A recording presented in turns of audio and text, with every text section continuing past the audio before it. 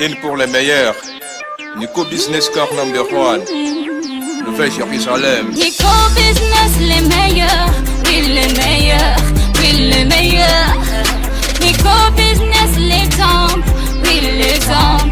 Oui l'exemple. Il est l'espoir de la jeune. Nouvelle Jérusalem. Nico Business Car. Nalobi boya awawa. Bozala décité. Mituka nyoso. Confort.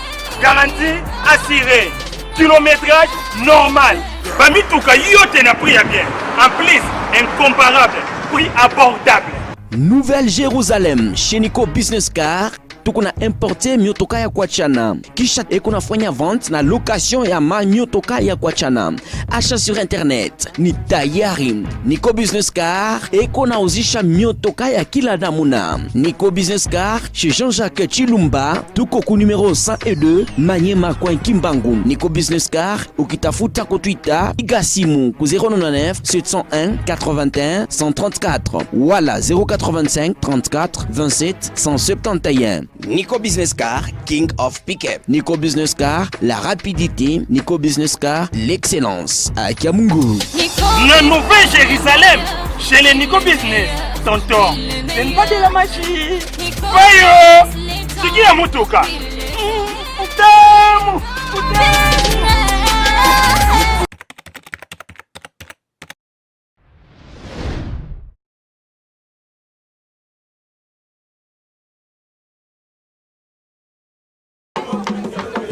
Voilà, chers fidèles internautes, mbote partout vos amis, oeza tindika télévision, chaîne nabino, memela information pe actualité nyonso etalami oezo leka na katikati na mboka Kinshasa pe na Congo mobimba. Eza Christina Rajab toza na hôpital du cinquantenaire, précisément na morgue nango par rapport ya liwa ya papa Lutumba Simaro ya mwana toza awa malgré moyo eza makasi lelo na heure to 14h moyo eza tellement makasi mais pona papa Lutumba vraiment to se sacrifier to ya tozala awa mamnyo se leka na présence na biso pe bino bana poto partout boza bozwa bilili bozwa image bobo na mamnyo se ndezo lekana par rapport ya papa Lutumba. En tout cas et ça vraiment participer ma bon artiste nyonso baza awa population pe eza awa biso pe presse toza awa tokokai kozanga te talaka papa Lutumba za mutu munene le grand poète asala ba œuvre belé asala mambo belé donc totika la bosane ata mukolo moko te po musique na ye etikali na biso to bana koyoka ngo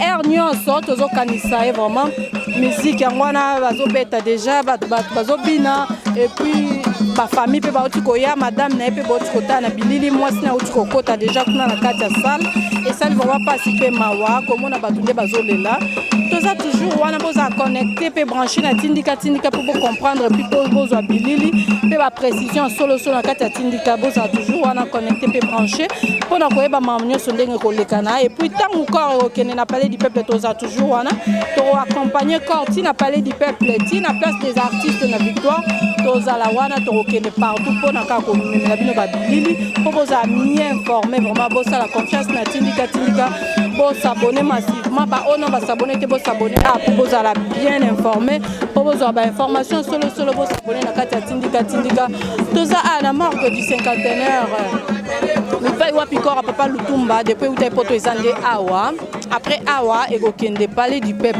et ko sala pe tour na place des artistes et ko lekana kuna et kokende pe na 24 novembre bisika bacha stati na ye et au lekana pe kuna donc boza la connecter bozo mona batunde baza déjà ebele population presse pesa ba musicien ba famille donc batu nyonso baza vraiment awa toza awa pour no memela bino ba information boza la connecter.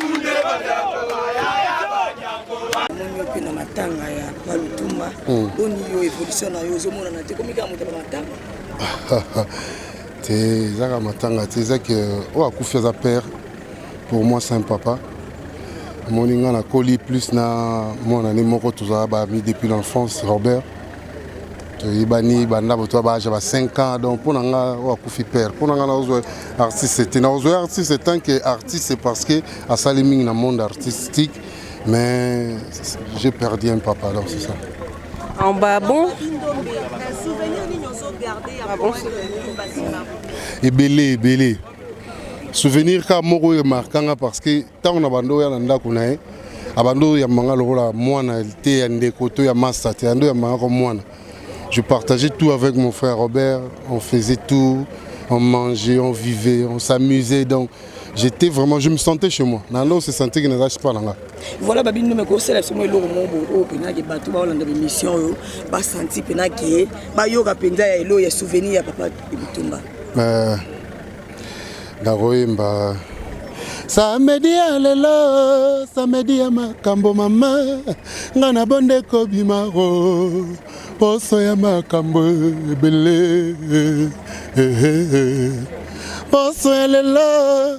Poso ya makambo maman 10 ans de silence lelo na moni yo lisusu te ya motema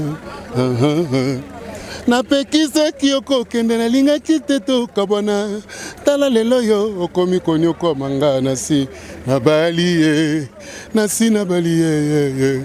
fololo na maboko kende na lilita ya tata osenga bolimbisi oboyaki kotosa maloba Lutumba Masia soki bongo ebosani bandeko tope esali fote nzoto mobimbe kofutaro fote ya bongo mbote na oui papa tout le monde na matanga ya papa Lutumba to éviter ko se présenter aux amis papa Lutumba bo wana zali papa na nga naza mwana papa Ndombo Peto wana zali papa na ngai yango moni ngai naza na présence na ngezali oui papa témoignage ni malamu ko za na papa Lutumba bon naza na ba témoignage ebele pour na papa Lutumba neti ayebisanga benelo ngabi mwana ngai kolinga mwasa motu te et puis kosimba kisi te de témoignage ayebisanga ngai yango wana pe na maloba na ye wana nasalaki mwa acapella moko boye atake fils d'un artiste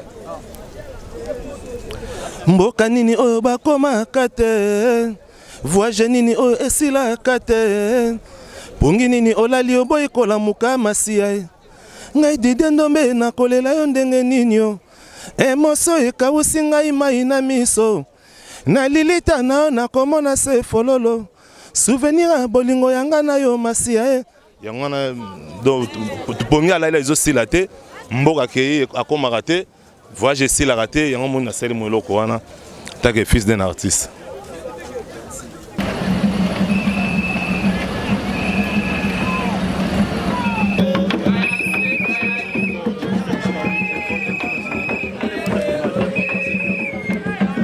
Je ne sais pas s'il y a un commentaire à faire, sinon on est complètement crispé. Vous savez, les poètes Lutumba Simaro, j'étais parmi les derniers à l'accompagner quand on a érigé son buste et que j'ai représenté la ville.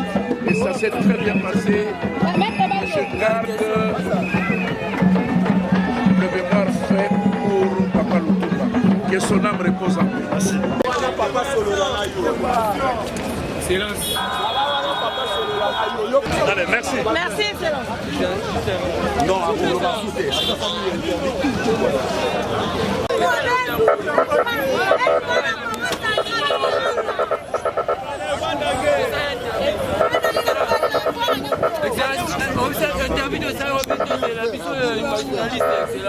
la presse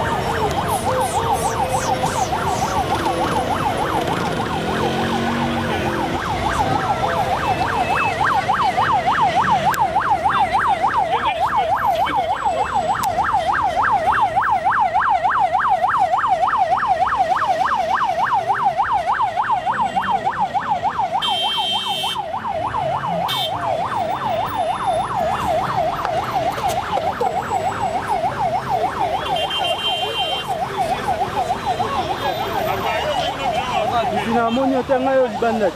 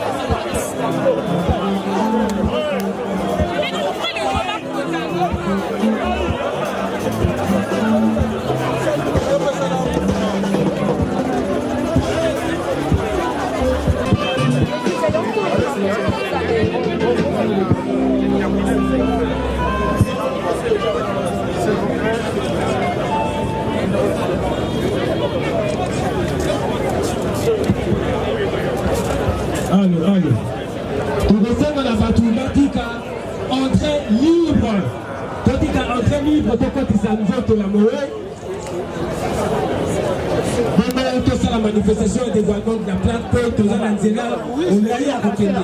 Il faut comme on a parlé du peuple avant vous. La caméraman s'il vous plaît.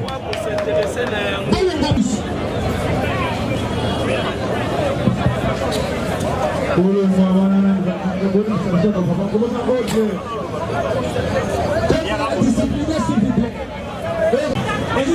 parti avec une nouvelle chanson.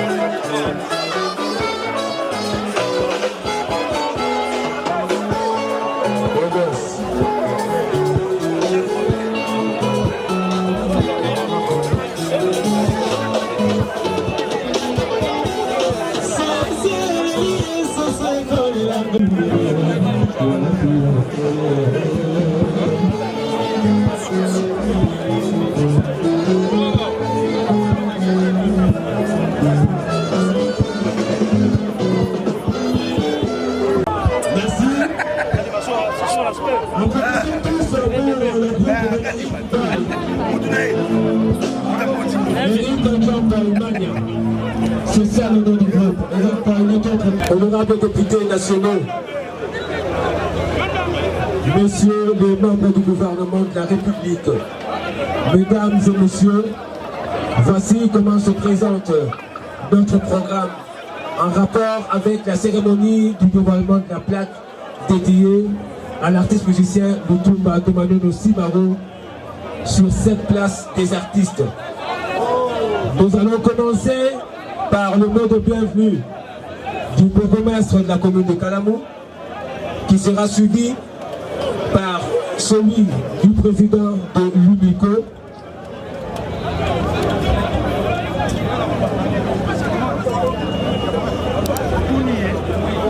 Enfin, nous allons prendre le mot de Madame la ministre de la Culture qui va procéder ensuite au dévoilement de la plaque.